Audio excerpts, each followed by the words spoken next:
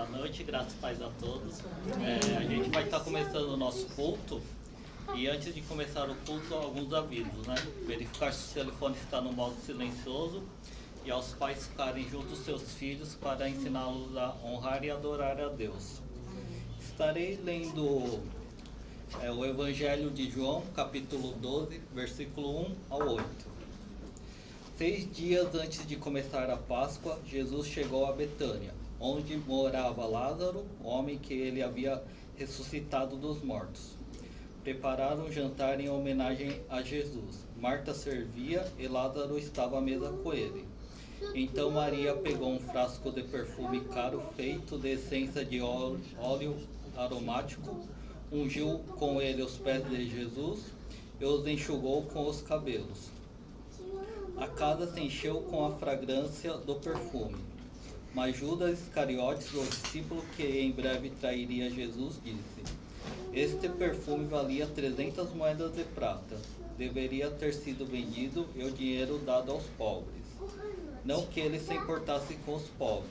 Na verdade, era ladrão e, como responsável pelo dinheiro dos discípulos, muitas vezes roubava uma parte para si. Jesus respondeu: deixa-a em paz. Ela fez isto como preparação para o meu sepultamento.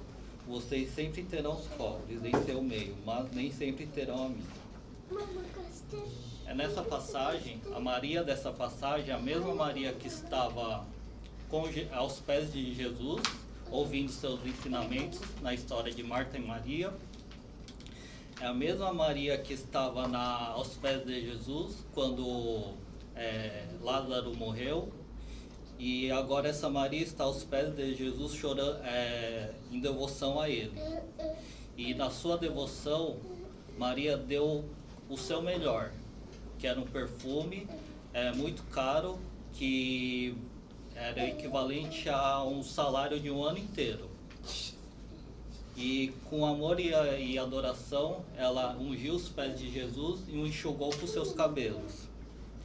Maria buscou agradar ao Senhor, não se importando com as pessoas em sua volta. Que venhamos a oferecer nosso melhor a Cristo, nosso amor e adoração, tanto neste culto como em qualquer hora e em qualquer lugar. Pois Deus deu o seu melhor para nós, seu Filho Jesus Cristo, para que fôssemos salvos. E por gratidão queremos oferecer nosso melhor, nosso amor e nossa devoção a Ele. Amém? Amém. Convido a todos a ficarem de pé para orarmos mais uma vez. E o Ministério de Louvor pode vir à frente já. Pai, em nome de Jesus, nós te agradecemos por tudo que o Senhor já fez por nós. Graças te damos, Jesus Cristo, pela tua obra maravilhosa naquela cruz, que o Senhor pegou e se sacrificou por nós. Como um cordeiro mudo, o Senhor foi até aquela cruz, morreu. Mas hoje o Senhor ressuscitou e hoje está à direita do Pai, intercedendo por nós. Nós nos achegamos aos seus pés, Jesus, com gratidão, com devoção, com louvor, que nada que possamos fazer é o suficiente para agradecer tudo que o Senhor fez por nós, que o seu nome está acima de qualquer nome, no céu, na terra. Que venhamos sempre a oferecer nosso melhor, buscar, tentar fazer tudo que for melhor para o Senhor, com todo o nosso amor, com toda a nossa devoção. Pai, abençoe a ministração, o louvor de hoje, abençoe os cânticos, que sejam um aroma suave ao Senhor, que possamos estar cantando de coração, louvando ao Senhor. Abençoe a ministração dessa noite, que seu servo possa trazer palavras preciosas aos nossos corações, que possamos sair daqui edificados e praticando a tua palavra. Em nome de Jesus que oro e agradeço.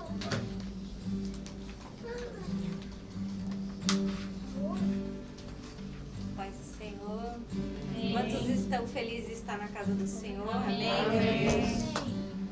Cante ao Senhor com todo o seu coração. É um privilégio nós estarmos aqui, podemos cultuar o nome do Senhor livremente. Amém? Cante que Ele é grande, dê gratidão ao Senhor por tudo que Ele é nas nossas vidas. Amém? Grande é o Senhor e muito digno de louvor. Na cidade do nosso Deus, seu santo monte, a alegria de toda a terra.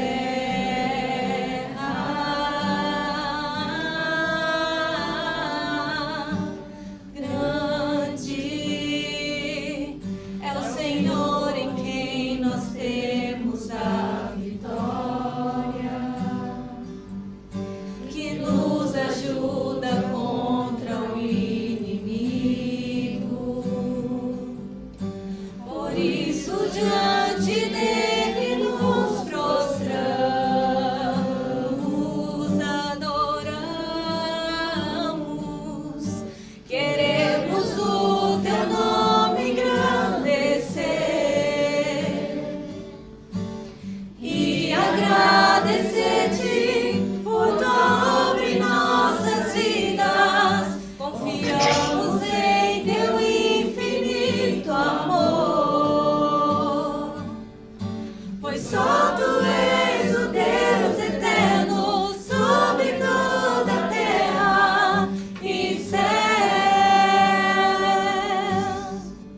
Ou que neste momento você possa dar palavras de gratidão ao Senhor. Cante com todo o seu coração que Ele é grande. Amém? Grande é o Senhor e muito digno de louvor. Na cidade do nosso Deus, seu santo monte, a alegria de toda a terra.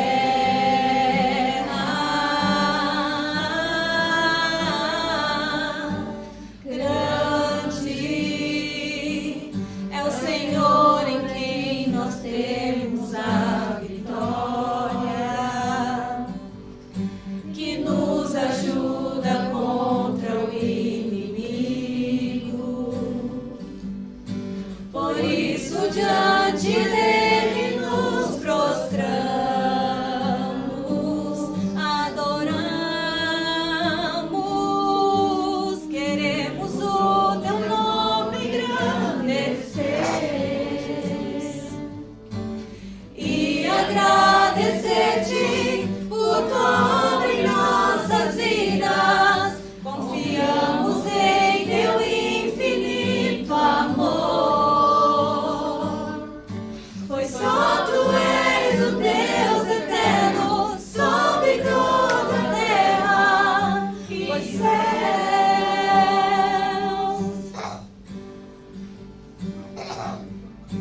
Queremos o teu nome engrandecer e agradecer-te por tua obra em nossas vidas. Confiamos em teu infinito amor, pois só tu és o Deus eterno sobre toda a terra. Pois só tu és o Deus eterno sobre toda a terra. Pois só tu és o Deus eterno sobre toda a terra e céus. Oh Deus, oh Pai, o teu amor é tão grande, Pai. O teu amor, Pai, é incondicional, Pai, é incomparável, ó Deus, sobre as nossas vidas, ó Deus. Nós cremos, ó Pai, neste amor, Pai. Você crê que você é amado por Deus? Que você é amado por Deus? Ó Deus, Pai, obrigado, Senhor Jesus. Ó Pai, pelo teu amor, ó Pai. Ó Jesus. Que neste momento você possa cantar este louvor, entregando o seu tudo, o seu melhor ao Senhor, porque Ele entregou o seu melhor a você. Oh, Pai Todo-Poderoso. Eu não sei o que tem impedido você de entregar o seu tudo a Ele, mas Ele te dá a oportunidade hoje de que você possa se entregar o seu tudo, o seu melhor, os seus sonhos, os seus projetos, a sua vida diante dele. Amém? Oh, Jesus. Te dou meu coração e tudo que há em mim. Entrego meu viver por amor a ti, meu Rei. Meus sonhos rendo a ti, meu direito usou. Orgulho vou trocar pela vida do Senhor. E eu entrego tudo a ti, tudo a ti. E eu entrego tudo a ti, tudo a ti.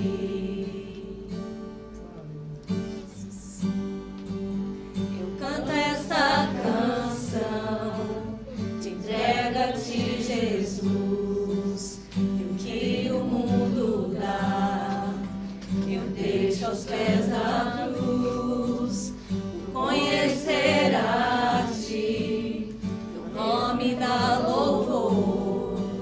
Sentir tua alegria, partilhando a tua dor. E eu entrego tudo a ti, tudo a ti. E eu entrego tudo a ti, tudo a ti.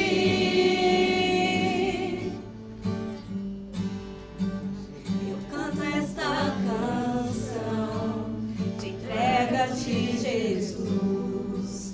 E o que o mundo dá, eu deixo aos pés da cruz. Por conhecer a ti, teu nome dá louvor. Sentir tua alegria, partilhando a tua dor. E eu entrego tudo a ti, tudo a ti. E eu entrego tudo a ti, tudo a ti. Cante mais uma vez. E eu entrego tudo a ti, tudo a ti. E eu entrego tudo a ti, tudo a ti. Oh, Pai, cante neste momento que você entrega tudo ao Senhor, porque Ele merece. Amém? Cante com todo o seu coração. Neste momento que você possa abrir a sua boca e entoar palavras de amor, de gratidão ao Senhor. Amém? Oh Deus, Pai Todo-Poderoso, Tu és maravilhoso, Senhor. Oh Pai, não há outro igual a Ti, Jesus. Oh Pai. Oh Deus, nós entregamos nosso tudo, Senhor, diante de Ti, ó Deus eterno, Pai. Oh Deus, Tu conheces, Senhor, nosso coração, ó Deus. Oh Pai, em nome de Jesus, eu te peço, Senhor, sobre a vida de cada irmão aqui, ó Deus. Oh Pai, Tu conheces cada dificuldade, Senhor. Oh Deus, abençoa, Deus, cuida, Pai eterno. Transforma, Pai, em nome de Ti, Senhor. Amém, Jesus. Cante com todo o seu coração. Tudo entregarei, tudo entregarei. Sim, por ti, Jesus bendito, tudo deixarei. Tudo entregarei, tudo entregarei. Sim, por ti, Jesus bendito, tudo deixarei. Tudo entregarei, tudo entregarei. Sim, por ti, Jesus bendito, tudo deixarei. Cante mais uma vez, bem alto, com todo o seu coração. Oh Deus, tudo entregarei. Sim, por ti, Jesus bendito, tudo deixarei. Amém, Jesus. Obrigado, Senhor Deus, por este momento, ó Deus. Ó Pai, que todo louvor e toda adoração, Senhor, tenha sido dado ao Teu nome, ó Deus eterno. Nós te louvamos e glorificamos o Teu nome, ó Deus eterno. Ó Pai, eu sei que grandes coisas o Senhor já fez aqui nesta noite, ó Deus eterno. Que o Senhor possa continuar, Senhor, nos abençoando através da Tua palavra, Deus eterno. Que nós possamos sair cheios, Senhor, da Tua presença, Senhor, Deus eterno. Em nome de Ti, Senhor, que eu oro, peço e agradeço. Amém, Jesus. Amém.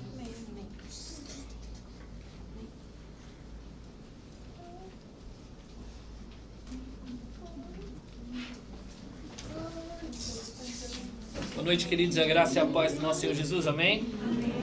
Quantos estão felizes, renovados nessa noite? Amém? Vocês estão felizes mesmo? Amém! Vocês não estão com sono não, né? Mas se tiver também, que Jesus renove as suas forças neste momento. Enquanto isso, as crianças vão estar saindo. Eu queria dar as boas-vindas aos nossos visitantes. O Edson, que está aqui, que é amigo da Eliette, a irmã Gisele também, sejam muito bem-vindos, tá bom? Então depois do término vocês vão lá, dar uma cumprimenta a eles, se sintam abraçados por nós, as portas estão sempre abertas, tá bom? Dito isso, as crianças vão estar saindo neste momento, tá bom? E eu quero convidar você a abrir 1 Pedro capítulo 4. Hoje nós vamos ainda dar seguimento à nossa série de mensagens Esperança Viva. Então 1 Pedro capítulo 4, a partir do versículo 1 ao versículo 6 é o texto que nos cabe, que nós vamos estar meditando nesta noite. Eu creio que o Senhor falará ao nosso coração, amém?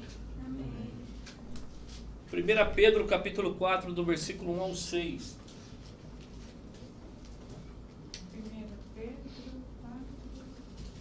Do 1 ao 6 é o texto que nos cabe nessa noite. Amém? Diz assim a palavra do Senhor. Portanto, uma vez que Cristo sofreu corporalmente, arme-se também do mesmo pensamento, pois aquele que sofreu em seu corpo rompeu com o pecado, para que no tempo que lhe resta não viva mais para satisfazer os desejos humanos, mas sim para fazer a vontade de Deus. No passado vocês já gastaram tempo suficiente fazendo o que agrada os pagãos. Naquele tempo vocês viviam em libertinagens, na sensualidade, nas bebedeiras, orgias e farras e na idolatria repugnante.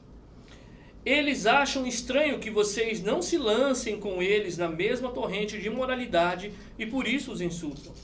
Contudo, eles terão que prestar contas àquele que está pronto para julgar vivos e os mortos. Por isso mesmo o evangelho foi pregado também a mortos, para que eles, mesmo julgados no corpo segundo os homens, vivam pelo Espírito segundo Deus. Vamos orar uma vez mais? Feche seus olhos. Pai, nós estamos agora diante da Tua santa palavra, que é viva e eficaz. Pai, que precioso estar reunido aqui, Senhor Deus, depois de cantar louvores que engrandecem o Teu nome. Por isso agora pedimos que o Senhor aquieta o nosso coração.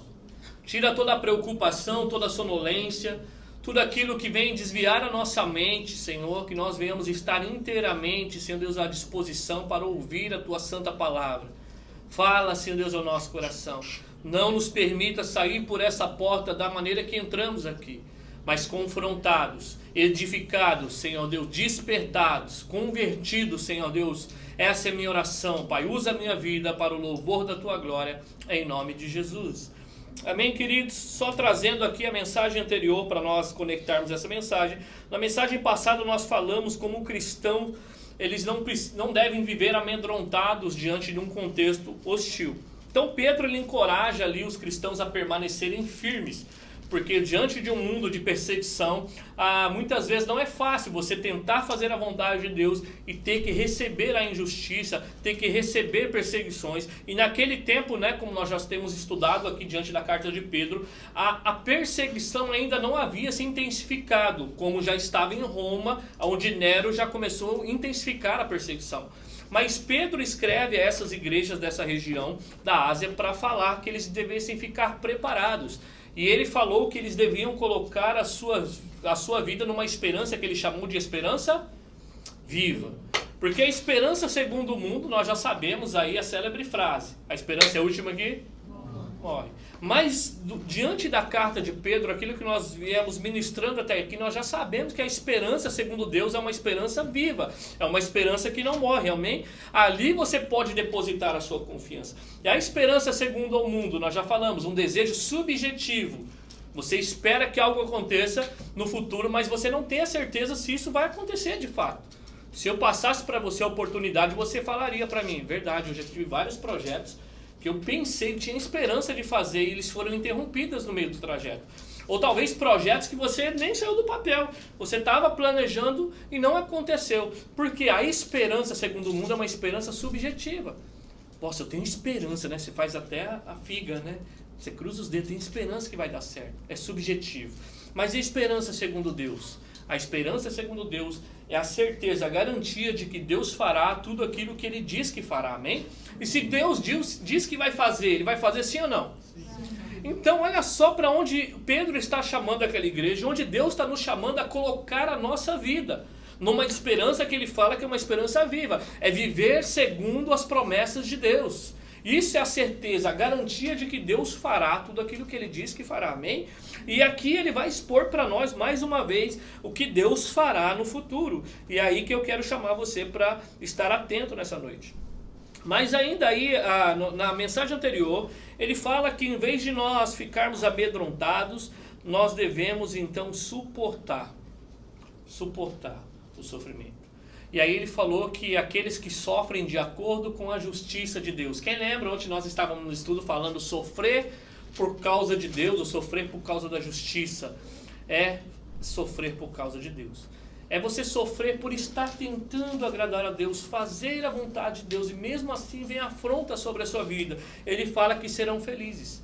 O Senhor Jesus já no Sermão da Montanha, ele falou: bem-aventurados os perseguidos por causa da justiça, porque deles é o reino dos céus. A felicidade nossa não está na perseguição. Seria contraditório e sarcástico eu falar que eu tenho alegria de ser perseguido, alegria de sofrer. Mas a nossa alegria é porque nós estamos se parecendo com Jesus Cristo, e aí a perseguição vem. E a nossa alegria, a nossa esperança, sim, é se parecer com Jesus, mas também as nossas bênçãos não estão neste mundo. As nossas bênçãos estão guardadas pelo poder de Deus, reservadas aonde?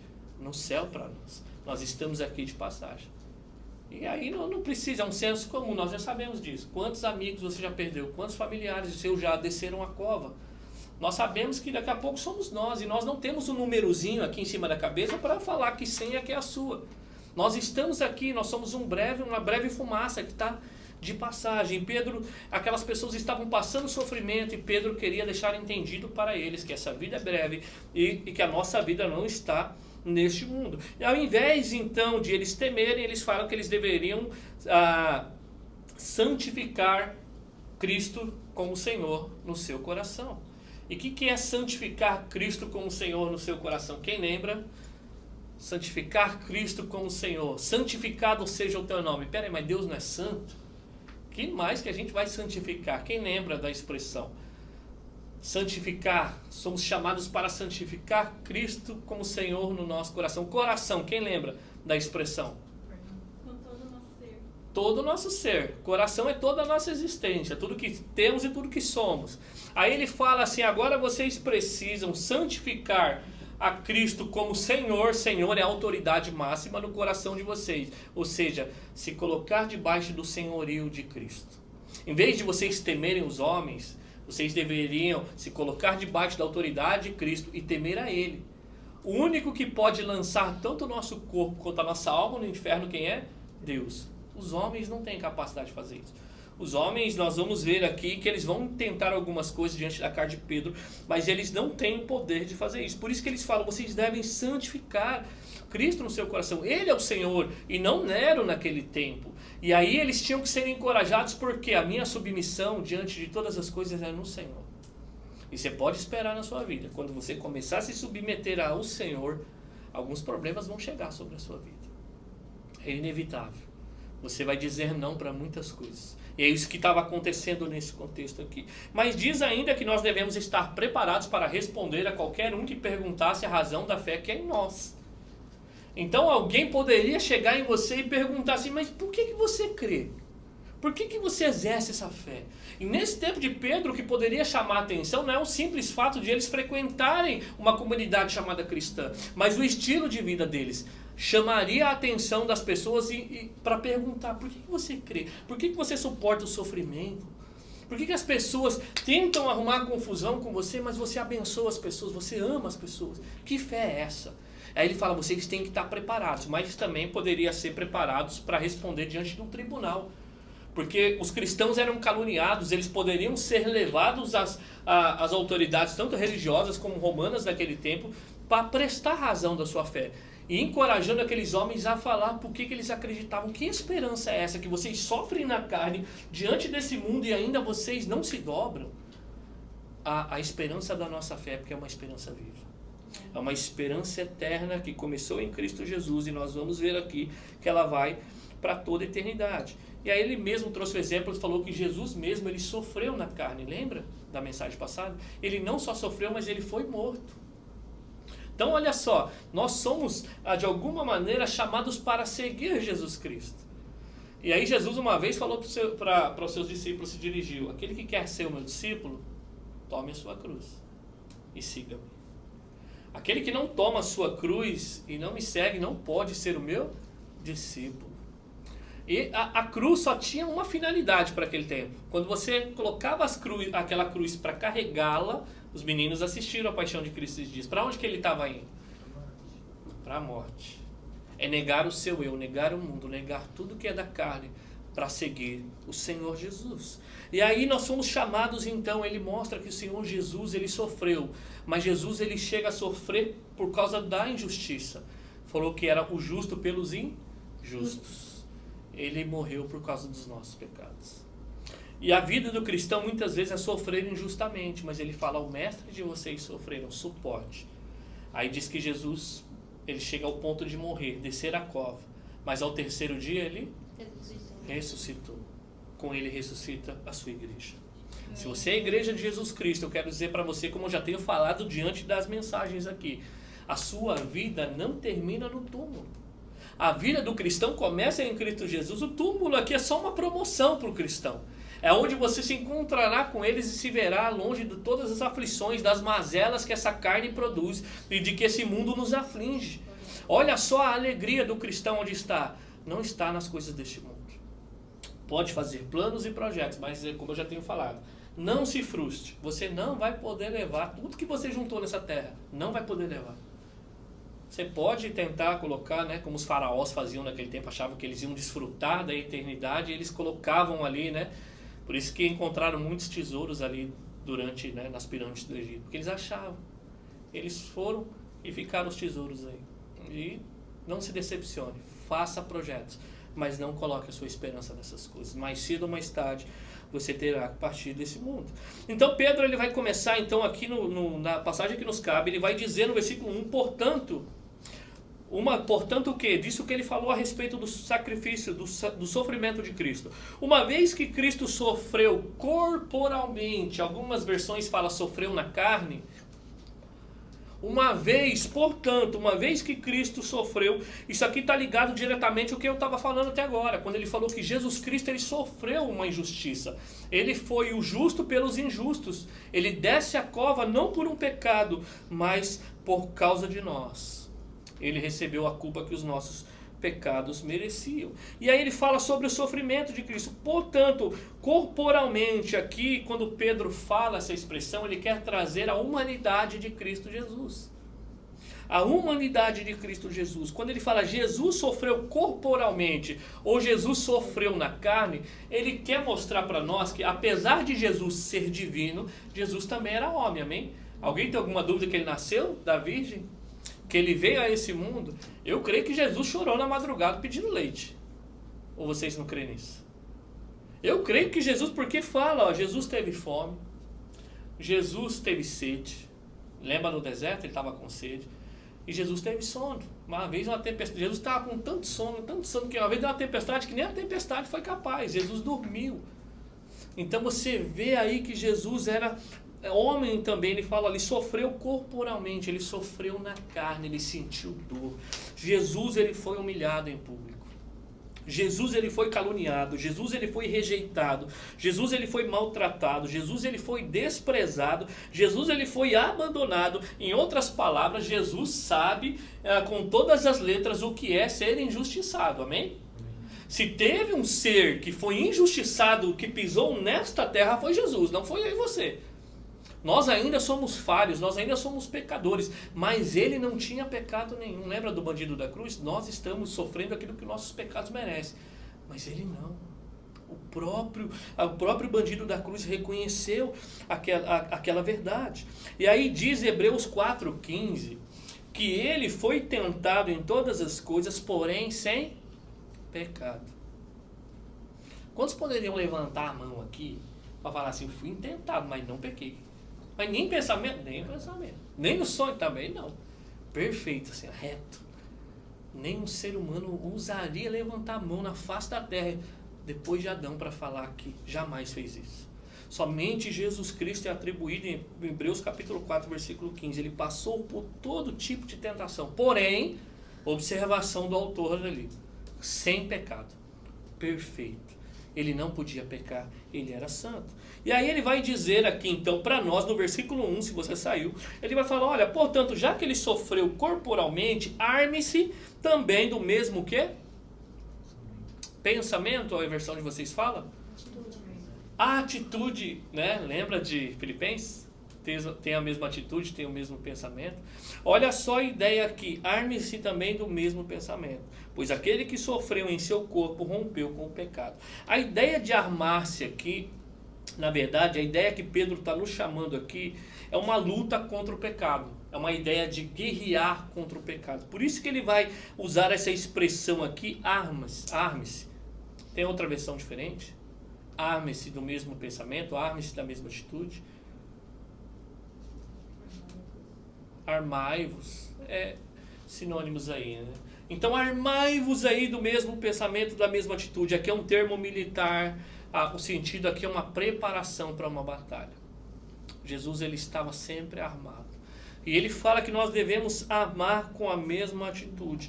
A ideia aqui é armar do mesmo pensamento que Jesus, da mesma maneira que Jesus pensava. A ideia aqui significa pensar como Jesus pensou a respeito da obediência e pensar como Jesus pensou a respeito do sofrimento. Então essa ideia, ele quer nos remeter, olha, pensem como Jesus, ele sofreu. E ele sofreu no corpo, na carne. Vocês também têm que se armar. Armar no sentido aqui é se preparar para a batalha, para uma guerra, como Jesus fez. O mesmo pensamento, referente à obediência, primeiramente. E segundo, sobre o sofrimento. E aí nós vemos ali no capítulo 3, versículo 17. Olha esse pensamento que está dito ali no capítulo 3, verso 17. É melhor sofrer por fazer o bem do que sofrer por fazer o mal. Isso aqui era claro em Jesus. Era melhor sofrer por fazer o bem do que sofrer por fazer o mal. E olha só que interessante, porque Jesus, ele tinha totalmente esse pensamento. Ele estava disposto a sofrer, mas não fazer o mal. Vocês concordam comigo? Quem acredita aqui que Jesus era santo? Vocês acreditam que Jesus era santo, amém? Que Jesus não pecou de maneira nenhuma, mesmo sofrendo injustiça, amém? É isso que ele está falando aqui. Vocês precisam ter o mesmo pensamento. Vocês vão sofrer nessa terra, mas o pensamento aqui é suportar. Suportem, mas não pequem. E aí nós vamos ver aqui que nós, por sermos seguidores de Cristo, é inevitável. Quando nós começarmos a ter esse mesmo pensamento de Cristo Jesus a respeito da obediência, é o que diz 2 Timóteo capítulo 3, verso 12. Todos quanto querem viver piedosamente em Cristo Jesus serão abençoados. É isso que diz a versão? Todos aqueles que querem viver piedosamente em Cristo Jesus serão perseguidos. Todos aqueles que querem viver uma vida correta, uma vida santa, uma vida em obediência, como Cristo viveu, serão perseguidos. É isso que ele quer dizer para nós. Quando ele fala se arme do mesmo pensamento, irmão, é inevitável. Vai haver aí algum confronto contra a nossa vida. E eu falei isso lá em Suzuka. Se você é um cristão, e se você não tem um cônjuge na sua casa que não é cristão, se você está num trabalho que você é cristão e de alguma maneira não tem confrontação, não tem diversidade de pensamento, alguma coisa está errada. Ou você não é um cristão de fato, ou você se está parecendo demais com aquelas pessoas, que as pessoas se assemelham tanto com você que elas se sentem à vontade.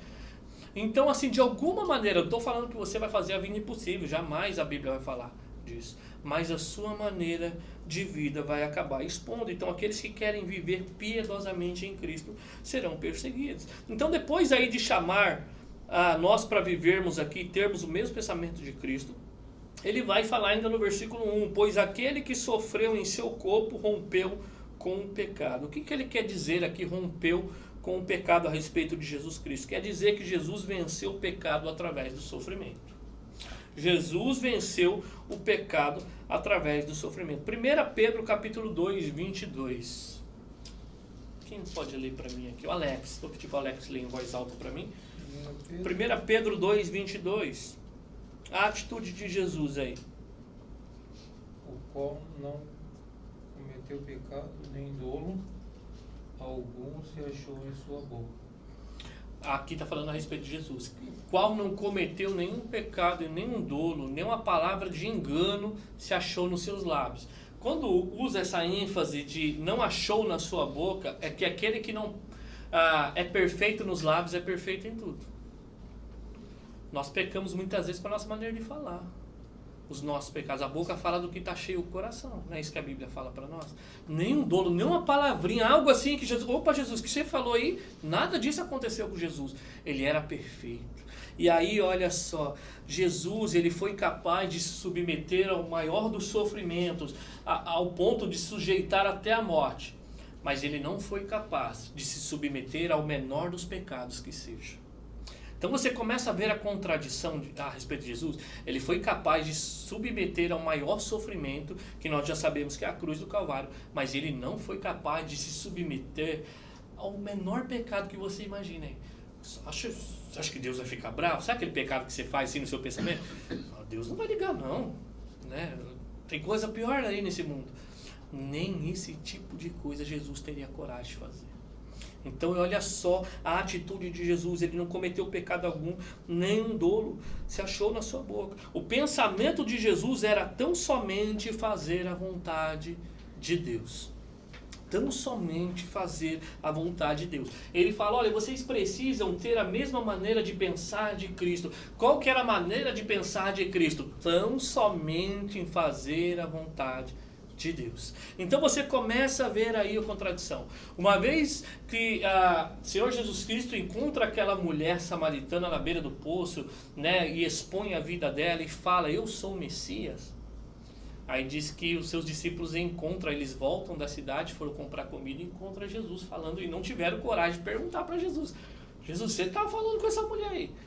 Aí eles chegaram ali oferecendo comida para Jesus, você não quer comer? Sabe qual foi a resposta de Jesus? A minha comida é fazer a vontade daquele que me enviou.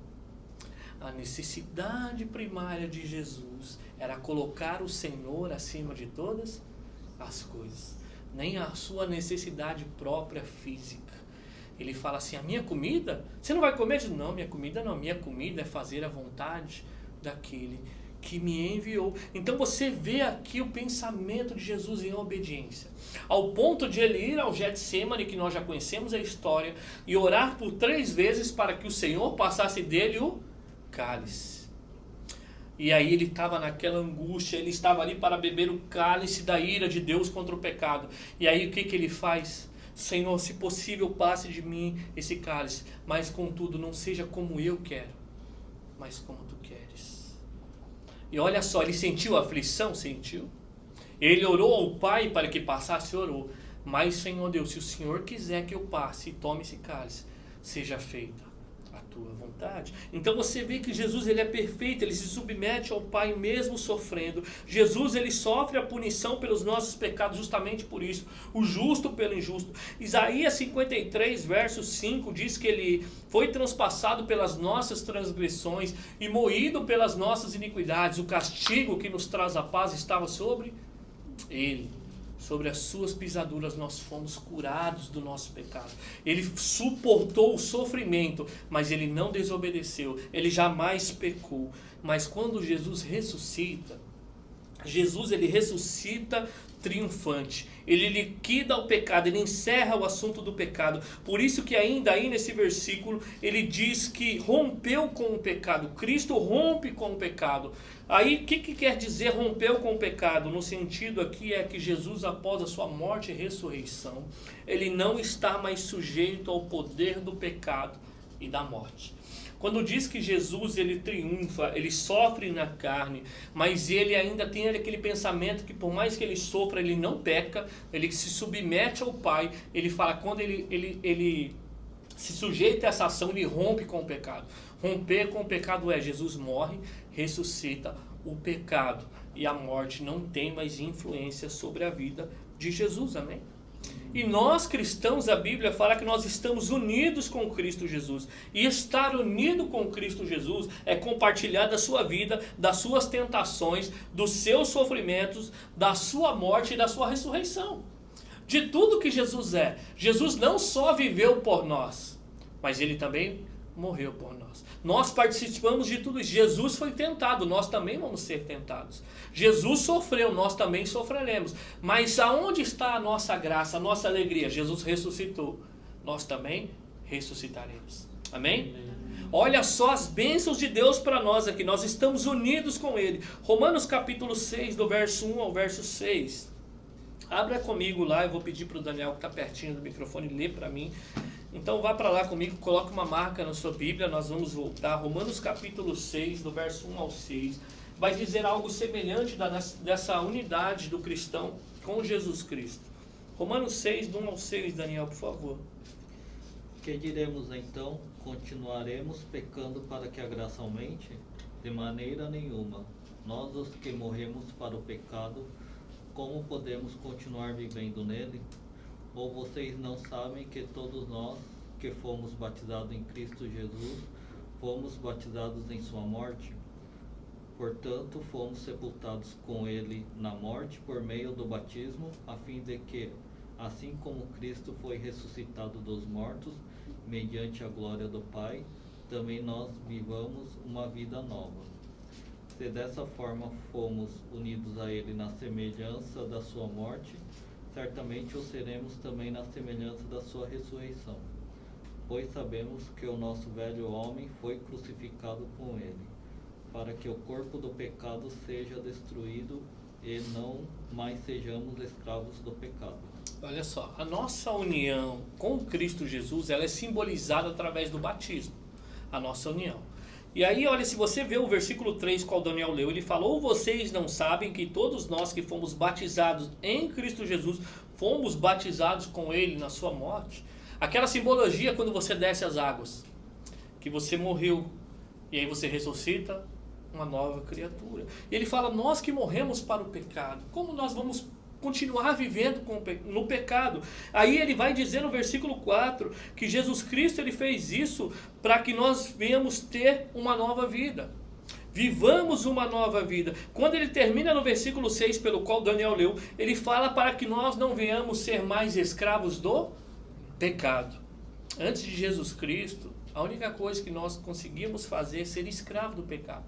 Nós estávamos sujeitos ao pecado. Nós não conseguimos, antes de Cristo Jesus, nós não tínhamos a força para dizer não para o pecado. Nós éramos vencidos, nós estávamos escravizados. A ideia do Senhor, você está debaixo do senhorio. Mas em Cristo Jesus ele fala que ele rompeu para que o corpo do pecado seja destruído, para que nós não venhamos ser mais escravos do pecado. Então quando Cristo ele ressuscita, ele rompe com o pecado, aonde o pecado já não tem mais influência sobre a vida de Cristo e nem a morte. A ideia é para que nós venhamos ter uma nova vida, segundo Romanos.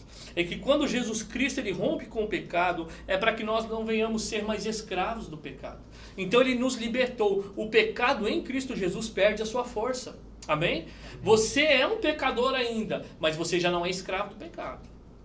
Você em Cristo Jesus, você pode começar a vencer o pecado na sua vida. Você pode conseguir uma vida de santificação. E morrer para o pecado é morrer para o poder dominador do pecado.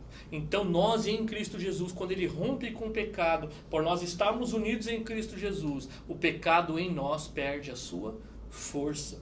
Amém? E é justamente isso que Pedro vai comentar no versículo 2. Volte lá no versículo 2. É justamente isso que Pedro vai dizer para nós no versículo 2 da carta de Pedro, no capítulo 4. Ele vai dizer: para que no tempo que lhe resta não viva mais para satisfazer os maus desejos humanos, mas sim para fazer a vontade de Deus. A ideia aqui é que no tempo que lhe resta em vida, agora, é o tempo que lhe resta a partir do momento que Jesus Cristo entrou na sua vida. Esse momento que resta neste corpo aqui, você não viva mais para satisfazer os desejos humanos, mas para satisfazer os desejos de Deus. Os cristãos são marcados pela obediência. Nós fomos chamados para obedecer. Diz lá no capítulo 1, no versículo 2, qual nós passamos, que nós fomos escolhidos de acordo com o pré-conhecimento de Deus, né? E nós fomos chamados ali, escolhidos para a obediência a Jesus Cristo. Nós fomos chamados com um propósito. Jesus Cristo não só chamou você para viver uma vida para Ele, mas para viver uma vida de obediência, amém? Então nós não somos somente cidadãos do reino, nós não só temos a identidade, mas nós somos chamados para viver como cidadãos do reino de Deus. É isso que Pedro quer trazer para nós. Nós fazemos parte sim do reino de Deus, mas agora nós temos que viver de acordo com a nossa identidade e fazer a vontade de Deus, é o que ele vai dizer aqui. Efésios capítulo 5, verso 17 vai dizer algo semelhante. Portanto, não sejam insensatos, mas procurem compreender qual é a vontade do Senhor. Não sejam insensatos, mas procurem compreender qual é a vontade do Senhor. Já que nós somos chamados não para se submeter à vontade humana, mas fazer a vontade de Deus, a primeira coisa que nós temos que entender é: temos que conhecer a vontade de Deus, amém? Amém. Como é que você vai se submeter à vontade de quem você não conhece qual é a sua vontade? Somente conhecer essa vontade. E como nós conhecemos a vontade de Deus? Como nós conhecemos? Se falasse, meu Deus, e agora? Qual que eu vou saber qual é a vontade do Senhor? Através da palavra, da Bíblia, das Escrituras, através da revelação, que nós chamamos de revelação especial. Quer saber qual é a vontade de Deus para a sua vida? Bíblia, irmão. Bíblia. O que vocês estão fazendo hoje aqui, quando as escrituras estão sendo expostas, é a vontade de Deus sendo transmitida para vocês, amém? Por isso que a Bíblia tem que ser pregada. Por isso que as pessoas que estão deste lado daí, elas têm que exigir que quem está aqui pregue as escrituras. Porque quando você expõe as escrituras, você expõe a vontade de Deus. Porque se eu venho para cá, abro a Bíblia e falo de mim, falo de mim, falo de mim, falo de mim, falo de mim. Irmãos, eu estou falando da minha vontade e não da vontade do Senhor. A partir do momento que você vai para a sua casa e abre a Bíblia, ali está exposta a vontade do Senhor sobre a sua vida. E nós somos chamados então para fazer a vontade de Deus, amém? E uma das vontades de Deus para nós na carta de Pedro, eu quero lembrar você, 1 Pedro capítulo 1, do verso 14 ao 16. Então vamos trabalhar dentro desse contexto para mostrar qual é a vontade de Deus, qual Pedro está resgatando nessa parte da carta. Qual é a vontade de Deus para os seus filhos? Capítulo 1, do verso 14 ao 16. Vou pedir essa leitura para a Ariane. Pedro 1, do 14 ao 16. Como filhos obedientes, vos conformeis às concupiscências que antes tinhais na vossa ignorância.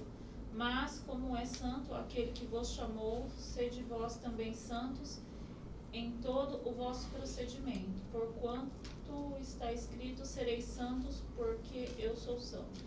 Ok. Escola dominical agora. Qual é a vontade de Deus para nós nesses dois versículos? Vamos lá. Qual é a vontade explícita aí no texto? O que ele veio chamar nós para sermos aí? Verso 14 ao 16. Como filhos obedientes, não se deixem moldar pelos maus desejos de outrora, quando viviam na ignorância. Mas como é santo aquele que os chamou, sejam vocês também? Qual é a vontade de Deus para nós? Que nós sejamos santos. A vontade de Deus para nós aqui nessa carta é que nós venhamos ser santos. Efésios no capítulo 1, no verso 4 diz algo semelhante. Porque Deus nos escolheu nele antes da fundação do mundo para sermos santos e irrepreensíveis na sua presença. 1 Tessalonicenses capítulo 4, verso 3 diz: pois essa é a vontade de Deus, a vossa santificação. Se você perguntar para mim, qual a vontade de Deus para a minha vida no futuro, não sei, vamos orar. Tem que estar em coerência com as escrituras, aí pode ser que é de Deus. Mas se você perguntar qual é a vontade de Deus, que é essa preceptiva revelada nas escrituras, para nós aqui é que nós venhamos viver uma vida santa. Uma vida santa é uma vida separada para Deus, para fazer a vontade de Deus. Em outras palavras aqui, e fazer a vontade de Deus aqui é viver longe do pecado. Vocês concordam comigo? Nunca a vontade de Deus para nós é pecado, nunca. Muito pelo contrário, Deus, por ele ser santo, ele abomina o pecado. A vontade de Deus para as nossas vidas é que nós venhamos ser santos. É por isso que Pedro está exortando nós a não vivermos no tempo que resta na carne para fazer as nossas vontades humanas, mas para se submeter e fazer a vontade de Deus. E fazer a vontade de Deus, em outras palavras, é viver uma vida santa. É isso que Pedro está trazendo para nós. Olha o tempo que resta. Quando Jesus Cristo chegou na sua vida. É isso que ele quer mostrar para nós. E aí ele vai dizer para nós a razão disso tudo no versículo 3. Se você saiu do texto, volte lá. Versículo 3. Olha o que vai Pedro dizer aqui às igrejas. Vai deixar claro para nós. Olha só o que ele vai dizer. No passado, vocês gastaram tempo suficiente fazendo o que agrada a quem? Os pagãos. Ele está mostrando uma vida passada e uma vida agora que começa em Cristo Jesus, uma vida futura, é uma nova vida. Então ele falava, ó, no passado, não vivam mais dessa maneira. Por quê? No passado, vocês viveram já de maneira suficiente no pecado, agradando os pagãos. Mas agora vocês devem viver de maneira diferente. É a ideia aqui de viver, que vocês já viveram assim suficientemente no pecado, agradando os pagãos, não é a ideia da mãe que deixa o filho jogando videogame e aí você vai fazer as coisas, quando você volta lá, se deu um horário pro menino, terminar o videogame, aí você achou que ele estava fazendo já a lição de casa. Aí quando você chega lá, você encontra o menino jogando videogame, aí você fala para ele assim, ó, já jogou o suficiente já, vamos fazer a lição de casa, E aí ele vai, não, ele faz lição de casa. Mas deu a brecha para ele, depois de terminar a lição, numa outra oportunidade, ele voltar a fazer. A ideia aqui não é essa. A ideia aqui de suficiente, algumas versões vai falar assim, já basta o tempo que vocês viveram. A ideia aqui basta. A ideia é, vocês já viveram muito tempo no pecado. Mas eu acabei de me converter, é tão novo, não vivi tanto tempo no pecado. Não. A ideia é, não importa quanto tempo você viveu no pecado.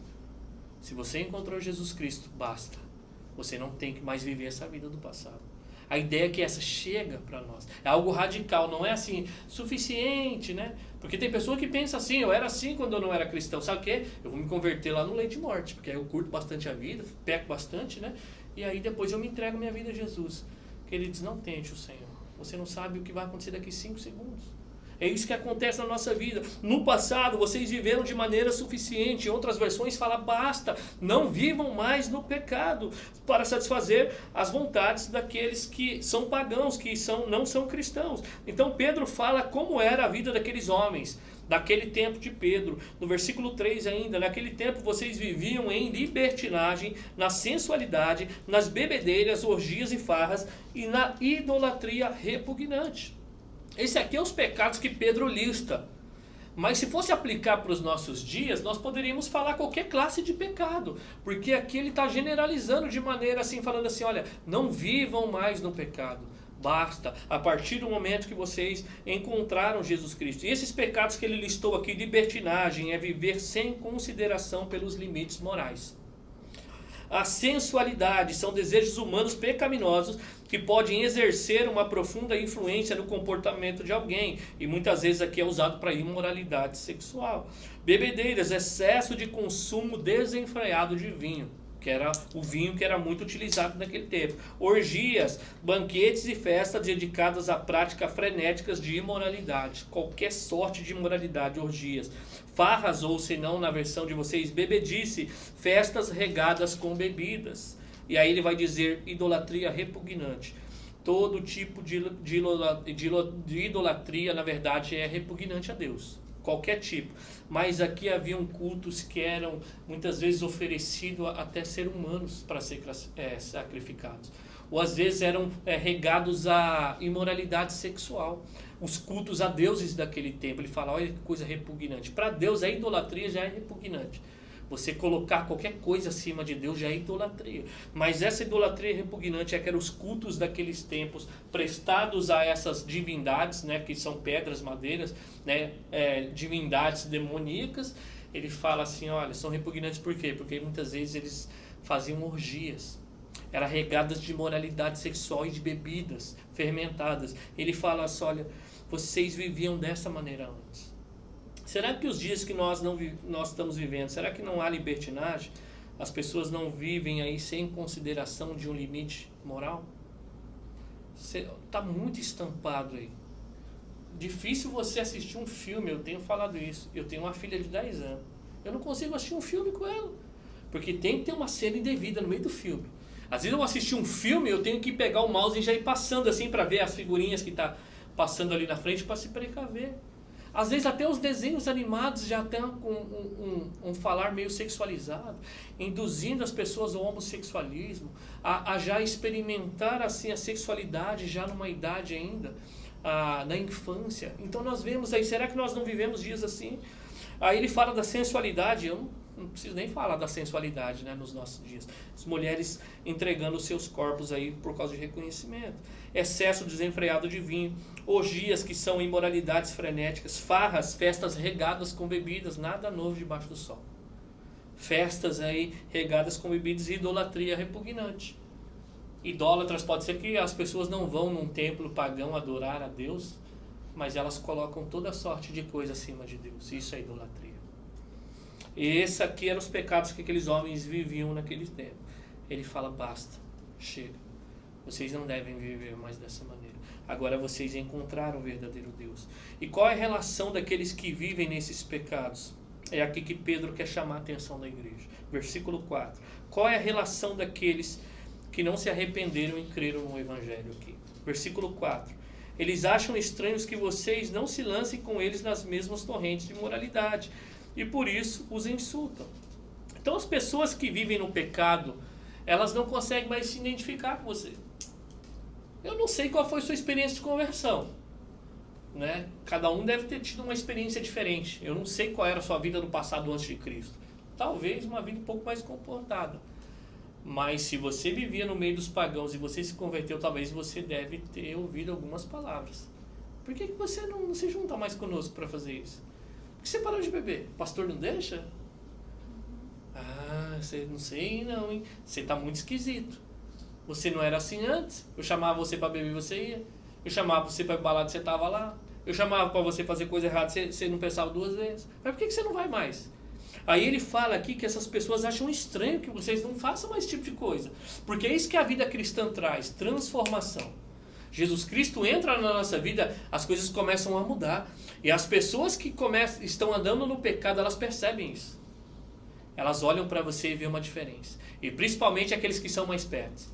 Os familiares vão ver, os amigos vão começar a ver. Eles vão achar que você pirou, que você ficou alienado. O que aconteceu com você? Que vida é essa? Por que você está diferente? Ele fala, olha, você não lança mais com ele, você não faz mais esse tipo de coisa, você não busca mais fazer a mentira, a enganação, o adultério, qualquer coisa de pecado. E aí ele fala assim, sabe o que eles fazem quando eles não conseguem? Eles começam a insultar você. Começa a provocar você. E muitas vezes nós somos provocados para saber se a nossa conversão é real. Aí você fica assim, vamos lá, ô crente, ô santinho. Você não é o santinho? E muitas vezes nós somos tentados, nós somos insultados. E aí ele fala qual é a finalidade dessas pessoas, versículo 5. Olha o que ele vai dizer aí. Contudo, eles terão que prestar contas àquele que está pronto para julgar os vivos e os mortos. Então assim, o insulto ele vai vir. Então nós já sabemos que nós não devemos pagar o mal com o mal, amém? Nós já aprendemos isso nas pregações anteriores. Assim como é santo aquele que nos chamou, nós devemos ser santo também como ele é em todo o nosso proceder, em tudo que nós fazemos. Nós já passamos pelos governantes, que eram governantes ali que oprimiam o povo, mas ele fala, tratem com respeito. Aí nós passamos também pelos senhores de escravo, eles falam assim, tratem com respeito. Passamos pelas mulheres que eram casadas com homens que não eram cristãos, fala assim, trate com respeito. Então todo o tempo ele está falando, viva uma vida santa, independente dos insultos. Eles vão insultar vocês, mas no versículo 5 ele fala, contudo, eles terão que prestar conta com aquele que está pronto para julgar vivos e mortos. O Senhor está pronto para julgar. E a ideia é que Deus ele vai julgar todos imparcialmente. Se você ler depois o capítulo 1, do versículo 17, ele vai falar sobre isso. Mateus, no capítulo 12, versículo 36, ele vai dizer a seguinte palavra: mas eu digo que no dia do juízo os homens haverão de dar conta de toda palavra inútil que tiverem falado. No dia do juízo, cada palavra que sai da nossa boca, segundo Mateus 12, 36, nós vamos ter que prestar conta diante de Deus. Agora imagina aqueles que usam seus lábios para insultar, para falar mentira, para trazer engano. Ele fala, cada palavra, nenhuma palavra passa desapercebida do Senhor, nada, nenhuma vírgula. Um murmúrio seu, já gravou. Fala que tudo isso nós vamos ter que prestar contas. E fala aqui a respeito da ideia do juízo de Deus. Ele fala que ele está pronto para julgar vivos e mortos, ou seja, nem a morte dará condição da pessoa escapar do juízo de Deus. Quando ele fala que está preparado para julgar vivos e mortos, é a ideia de que a pessoa que morreu, mesmo que ela morreu, fez tanta injustiça nesse mundo aqui, e parece que foi impune, nem esse que morreu vai escapar do juízo de Deus. É isso que ele quer trazer. Ele pode passar por essa vida, parece que foi impune, parece que Deus estava sentado com os olhos fechados, mas ele terá que se encontrar com o Senhor dos Senhores, com o juiz. Ele julgará. Apocalipse capítulo 20 fala sobre isso. Apocalipse 20, versículo 11 ao 13. Deixa eu pedir aqui para a nossa irmã Thaís ler para nós. Apocalipse 20, último livro da Bíblia, do versículo 11 ao versículo 13. Olha o que vai dizer lá a respeito do julgamento do Senhor.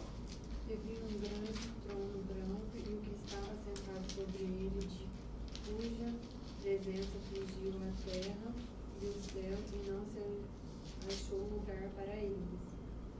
E vi os mortos, grandes e pequenos que estavam diante do trono. E abriram-se os livros, e abriu-se outro livro, que é o da vida. E os mortos foram julgados pelas coisas que estavam escritas nos livros, segundo as suas obras. E deu o mar os mortos que nele havia, e a morte ou o inferno deram os mortos que neles haviam, e foram julgados cada um segundo suas obras. Olha só, esse aqui é o grande dia.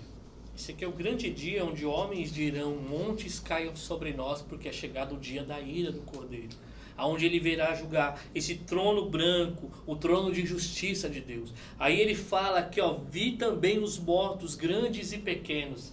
Não é estatura aqui não. Grandes e pequenos é tanto escravos como reis. A ideia é assim, não vai passar ninguém. Nesse dia, não importa o seu status aqui na terra. Se você está em falta com Deus, você será julgado. Ele fala que todas as coisas estão registradas num livro. Esses livros serão abertos naquele dia e nós vamos ser julgados de acordo com as nossas obras. E fala que até aqueles mortos que o mar devolveu os seus mortos. Aqui é a ideia de aquelas pessoas que nunca mais foram encontradas.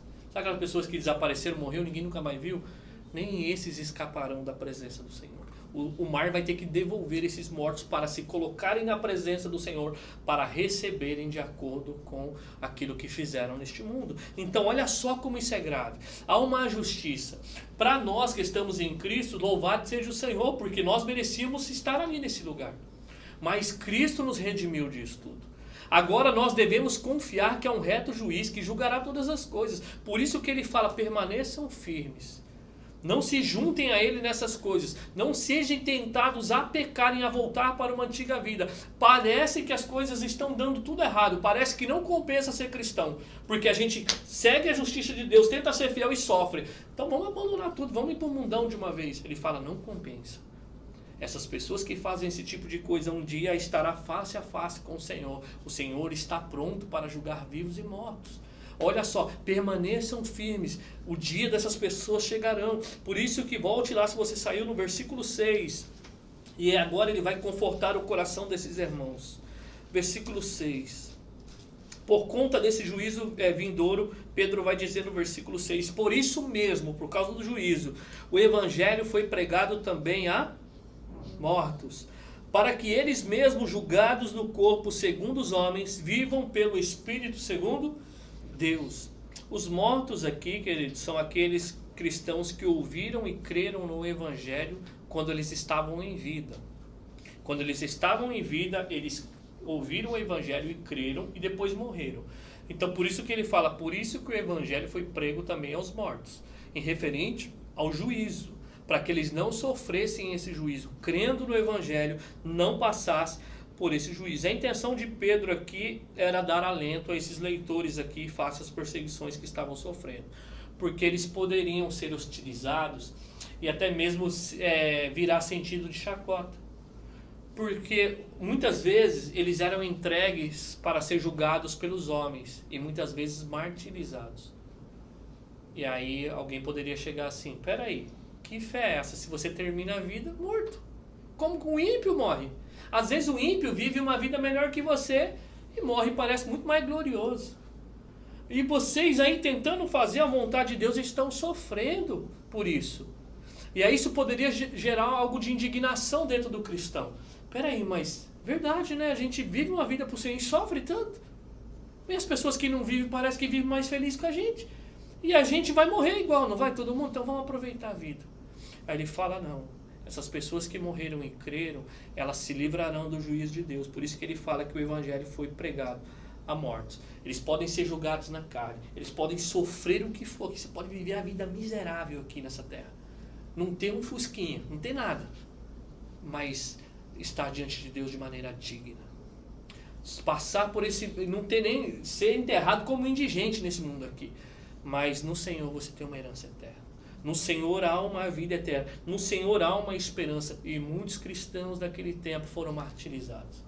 Depois que Nero desencadeou a perseguição, aqueles homens foram colocados, enrolados em piches e colocados em estacas e foram acesas no corpo deles para que eles pudessem incendiar as ruas de Roma. Aqueles homens, eles eram lançados a leões que ficavam dias sem comer. E sabe o que tinha ali? Era como um espetáculo. As pessoas ali se juntavam no Coliseu para assistir aquela atrocidade. Eles morriam de maneira miserável. Mas mesmo assim ele fala assim, ó, se você crê no Evangelho, eu quero falar para você o que ele diz aqui, ó, você pode ser julgado segundo os homens, você pode perder a sua vida e ser martirizado. Mas ele fala no final do versículo 6, que esses homens viviam pelo Espírito segundo Deus. Por mais que a sua vida termine aqui, a sua vida não acaba, na verdade. Quando ele fala que viva no Espírito segundo Deus, é que você vai ser vivificado. A sua vida não termina aqui. Você tem só duas opções aqui quando você terminar. Ou você vai enfrentar o juiz de Deus, ou você vai passar do outro lado e vai desfrutar aqui do que ele fala no versículo 6, viver segundo o Espírito de Deus. E viver segundo o Espírito de Deus é viver uma vida eterna. É viver uma vida ressurreta depois da segunda vinda do nosso Senhor Jesus Cristo. E o propósito do Evangelho aqui não é nos livrar do sofrimento, queridos. O meu desejo para você é que o Senhor te dê o máximo de refrigério nessa terra. O máximo. O máximo. Você vive uma vida assim, o máximo de refrigério. Mas o Evangelho não foi feito para nos livrar das injustiças desse mundo. O Evangelho foi anunciado para nos livrar da justiça eterna de Deus. Por isso que ele é anunciado para nós. Você pode viver uma vida bem aqui, louvado seja o Senhor por isso. Mas se você viver uma vida bem nessa terra e terminar sem o Senhor Jesus Cristo, eu falo para você que é pó. Nada disso valeu a pena. Você pode viver uma vida aqui, o seu casamento não está bem, as pessoas se levantam contra você, você muitas vezes está lutando para tentar colocar o alimento dentro de casa ali. E aí você olha para o mundo e fala assim, meu Deus, as pessoas que não adoram o Senhor estão vivendo muito melhor que eu. Não importa, não importa. Se você tem Jesus Cristo, você tem muito mais daquilo que você merecia ter. Muito mais daquilo que você merecia ter. Se você tem Jesus Cristo, em outras palavras, você tem uma esperança viva. É só porque Ele morreu e entregou a sua vida por nós, é que nós podemos suportar os sofrimentos desse mundo. O que eu estou trazendo para você aqui, queridos, não é que desencorajando você a fazer as coisas desse mundo, muito pelo contrário. É que eu quero que você faça aquilo que Pedro está fazendo aqui, é tirar os seus olhos dessas coisas terrenas, coisas perecíveis, coisas passageiras, coisas que ficarão aqui, coisas que não vão ter nenhum valor diante de Deus. Quando você chegar diante de Deus, você não vai pôr a mão no bolso e falar assim, quanto dinheiro eu jantei, Senhor? O Senhor não está interessado nessas coisas. Senhor Deus, mas olha só quantas coisas eu produzi na empresa. Ô Senhor, mas olha só quantos filhos eu deixei no mundo. Deus não está interessado nessas coisas. Deus está interessado na nossa fé. E nós se arrependermos e voltarmos para Ele. Por isso que eu quero encorajar, não importa a vida que você está vivendo hoje, não importa. E se você está vivendo o melhor dia da sua vida, louvado seja o Senhor. Mas eu quero falar para você que o dia mau conhece o endereço da sua casa. Infelizmente. E ele pode bater lá a qualquer momento. Mas permaneçam firmes no Senhor. Nele a nossa esperança é viva. Amém? Eu quero encorajar você. Eu não sei se você tem sido desencorajado a viver, ou se você está vivendo uma vida assim, achando que é maravilhosa. Eu quero falar para você, se volte para o Senhor. Se volte para o Senhor. Esses dias nesse mundo estão contados. Você chegou aqui, eu estou aqui, já vou fazer 20 e poucos anos no Japão. Parece que eu cheguei ontem aqui. Tinha até cabelo. Não tenho mais. Mas assim, a nossa vida, ela é passageira. Nós que temos filhos, eu olho para os meus filhos, parece que nasceram ontem, já estão falando, estão pedindo coisa. Daqui a pouco está querendo tênis de marca. Os filhos é assim, né? Vai crescendo, vai querendo tênis de marca, roupa de marca. A nossa vida está passando, queridos. Nós estamos se aproximando do fim cada dia mais. Cada dia mais nós vamos se apresentar diante de Deus. Seja para receber aquelas palavras, entre o bendito do meu Pai. Foste fiel no pouco, te colocarei sobre o mundo. Ou seja, para receber, jamais vos conheci, apartai-vos de mim, vós que cometeis iniquidade. Não há uma terceira fala aqui. E se você crê no Senhor Jesus Cristo, dê graças a Ele.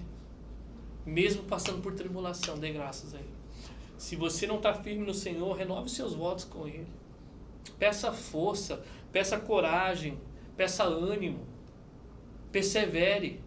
Se você está pensando em desistir, liga para o irmão de madrugada lá, irmão, meu Deus do céu, estou pensando em desistir. Duvido que o irmão vai deixar você em paz. Ele vai na sua casa, vai bater, vai procurar você na rede social, ele vai dar um jeito de te encontrar. Esse é o cuidar de Deus sobre a nossa vida. Permaneça firme no Senhor. Se você está passando por lutas, coloque o seu fardo diante da cruz. Ele sabe o que é sofrer. O Senhor dos Senhores entende o seu coração. Ele sofreu para nos levar a Deus.